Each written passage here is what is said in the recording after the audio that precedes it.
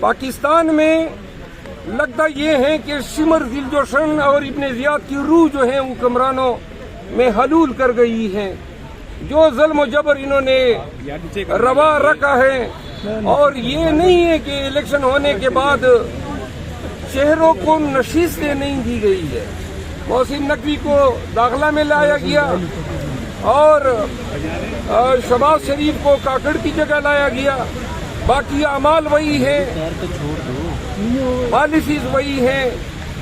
اب حد انہوں نے یہ کر دی، اس سے زیادہ گراوٹ کیا ہوگی کہ ایک انہوں نے تھریٹ الرٹ کے نام پہ ہوم ڈپارٹمنٹ پنجاب نے ایک لیٹر جاری کیا کہ اڈیالہ جیل کو جو ہے تھریٹس ہے.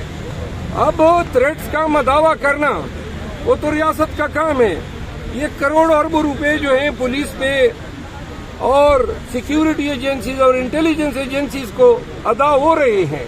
تو جب آپ اڈیالہ جیسے محفوظ جیل کو بھی محفوظ نہیں بنا سکتے ہیں اور آپ کہتے ہیں کہ ملاقاتوں پہ پابندی لگا دو.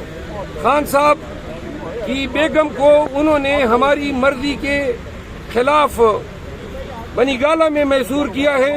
یہ پارٹ 1 تھا. پارٹ 2 3 افغانی یہ بتاتے ہیں کہ ہم نے گرفتار کیے ہیں. اللہ کو علم ہوگا کہ یہ پہلے سے ان کے پاس تھے، یہ گرفتار ہوئے ہیں. اور یہ بتاتے ہیں کہ جی نقشے برآمد ہوئے اور دھماکہ خیز مواد اور ٹارگٹ جو تھا اڈیالہ جیل تھا. تیسری قسط آئی اس لیٹر کی شکل میں.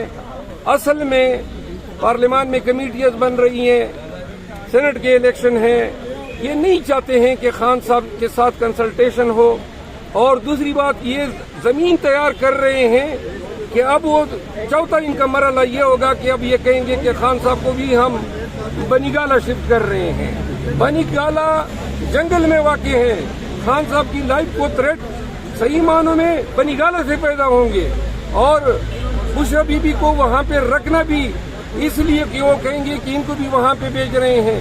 ہم پاکستان تحریک انصاف ایسے کسی بھی عمل کو ایڈوانس میں پریمپٹ کر رہے ہیں اور قوم کو بتا رہے ہیں کہ خان کو بنی گالہ میں رکھنا گویا وہ خان کو خطرات سے دوچار کر رہے ہیں، ان کی زندگی کو جو ہے خطرات سے دوچار کر رہے ہیں. آج اب ہمارے پارلیمنٹیرین پلے کارڈ اٹھائیں گے اور ہم پارلیمان ایک سوال سرکلبھوشن یادو کے لیے پاکستان کی جیل محفوظ ہے اور عمران خان کے لیے پاکستان کی جیل محفوظ ہے. کوئی بھی نہیں جا سکا وہاں، کوئی بھی نہیں جا سکا. وہاں جو نہیں گئے ہیں اس کا ضرور پوچھا جائے گا.